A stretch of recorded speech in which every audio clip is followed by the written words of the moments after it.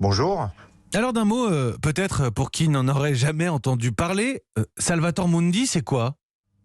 Alors, Salvator Mundi, ça signifie sauveur du monde. En fait, c'est un tableau qui représente le Christ qui sort des ténèbres pour bénir l'humanité.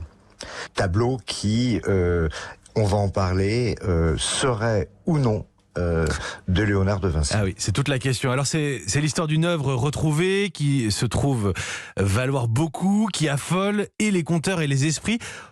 Mais au XXIe siècle, quand on est un expert, on peut recevoir un coup de fil qui nous dit on a peut-être un nouveau Vinci. Ça c'est possible?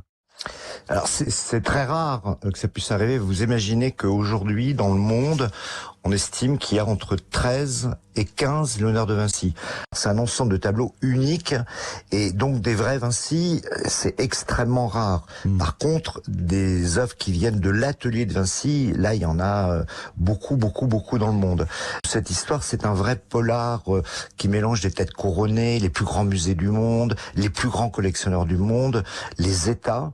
La première mention de Salvator Mundi, c'est dans la collection de Charles Ier d'Angleterre au XVIIe siècle, sans qu'on sache déjà à cette époque s'il avait été réalisé par Vinci ou pas par Vinci. Ah oui, déjà. Mais il faut imaginer après que le tableau, il disparaît de 1649 pour réapparaître en 1900. C'est-à-dire qu'il disparaît quasiment pendant 4 siècles.